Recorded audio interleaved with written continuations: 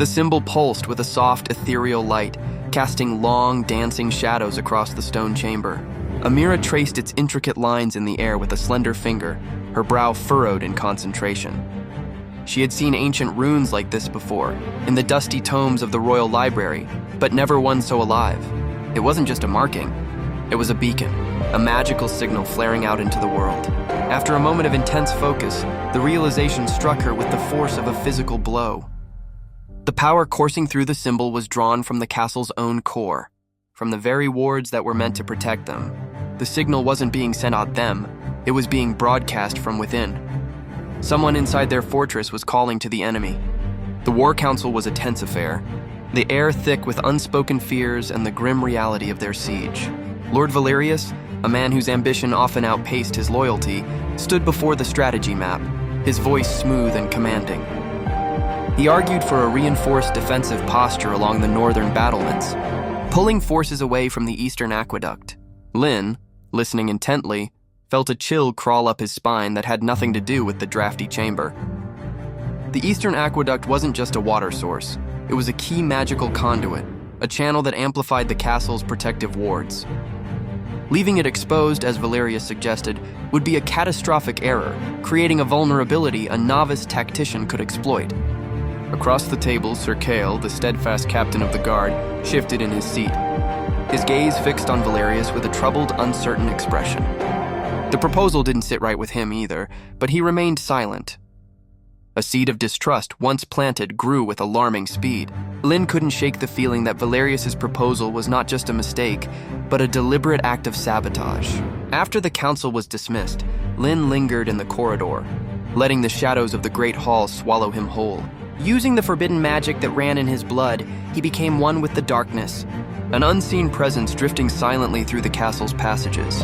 He followed Lord Valerius from a distance, his form a mere ripple in the torchlight, as the nobleman strode purposefully away from his own quarters and towards the disused sections of the old keep. The air grew cold as Valerius descended into a forgotten sublevel of the castle. Lynn watched from the enveloping darkness as the lord pushed open a stone door concealed behind a faded tapestry. Inside the hidden chamber, a shimmering, indistinct form coalesced from the shadows, an entity of pure, malevolent energy. Lynn's breath caught in his throat as he listened to Valerius's hushed, treacherous words. The Lord was relaying vital intelligence, detailing the precise troop movements and patrol schedules Sir Cale had established for the coming night. It was a complete and utter betrayal, a confirmation of his deepest fears. The enemy was being guided by one of their own. Adrenaline coursing through him, Lynn solidified from the shadows and raced back to his siblings. He recounted what he had witnessed, his voice low and urgent. Without a moment's hesitation, they sought out Sir Cale, finding him overseeing the changing of the guard on the main wall. They laid out the evidence, explaining that Valerius was the source of the beacon, and that the council itself had been compromised. The enemy wasn't just outside the walls, they explained, but sitting at their very table, whispering poison into the king's ear. A mask of cold fury settled over Sir Cale's rugged features. His initial doubt had hardened into grim certainty. He had served the crown his entire life, and the thought of a traitor within the High Council was an unforgivable offense. He looked at the three siblings, seeing the same fierce loyalty reflected in their eyes. He trusted them. Together, in the fading light of dusk, they began to formulate a counterplan. They would use Valerius's treason against him, feeding him a carefully constructed piece of false information, a feigned weakness in their lines that would, in reality, lead the enemy into a perfectly laid trap. The trap was set. With their strategy agreed upon, the siblings and Sir Cale walked with purpose through the torchlit corridors, their footsteps echoing off the ancient stones. They moved as one, their faces set with grim determination as they approached the great double doors of the council chamber.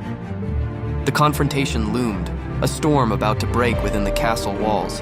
It was time to expose the traitor and turn his own dark game against him. The fate of the kingdom rested on the razor's edge of their deception,